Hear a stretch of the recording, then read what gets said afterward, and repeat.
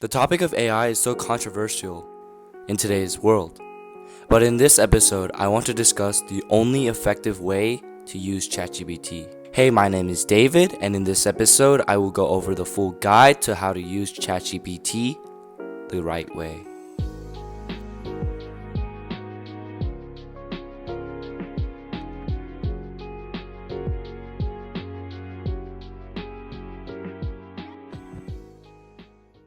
This video will be divided into two sections.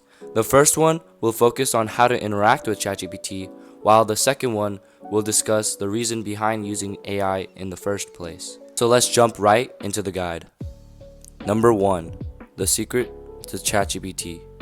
1 Corinthians 10:31.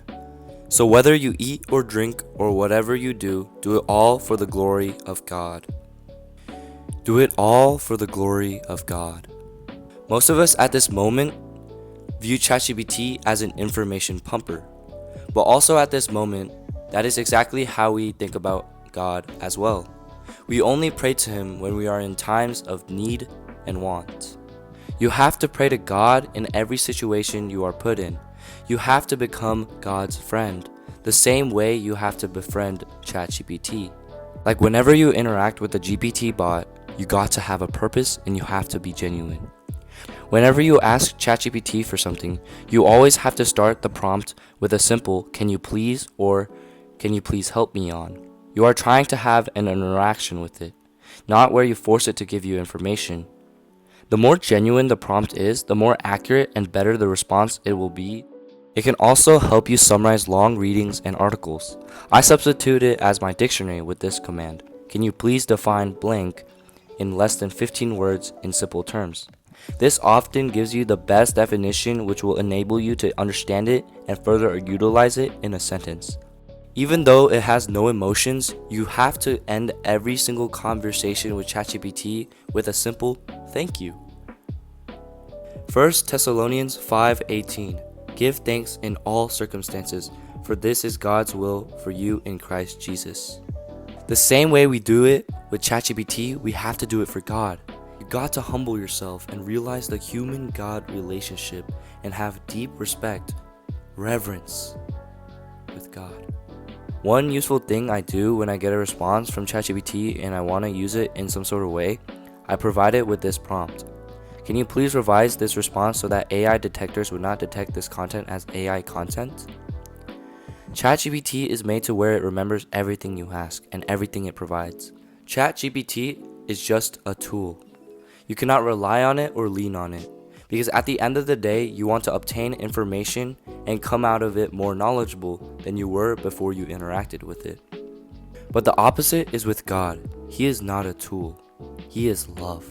And every time you have an encounter with Him, you come out of it with more peace and wisdom. ChatGPT right now, as I am making this video, has only information up to January 2022. But God is outside of time. He knows all things. So turn to Him when all hope is lost, and even when everything is going well. At the end of the day, use ChatGPT to your needs, but I believe it is only right to treat it as a tool and a friend. It has helped me immensely on my studies and school, and I hope that you got some valuable information from this section of the video.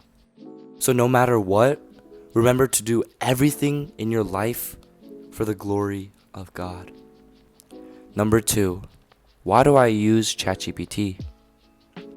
The reason why I use ChatGPT is to help me understand and comprehend the complicated and profound text from my English and journalism class. I sometimes use ChatGPT for my AP biology class when I have a certain question or I am curious about something. Like for example, we are learning about DNA replication right now, and if I wanted to know more about two guys named Stahl and Messelson who are part of the field of DNA, then I would ask ChatGPT this prompt. Anyway, you can further ask ChatGPT more about a topic and give it prompts to where it presents you information that you can tangibly grasp. It has helped me learn new words because the dictionary definitions take a decade to try to understand. It can also do math, but I don't really see a point of using text and words to try to explain a math problem. ChatGPT can also help you grade, revise, and give you pointers on your writing and essays. I have come to the conclusion that ChatGPT can become anybody's best friend. You just have to know how to interact with it, and learning is made faster and more efficient using ChatGPT.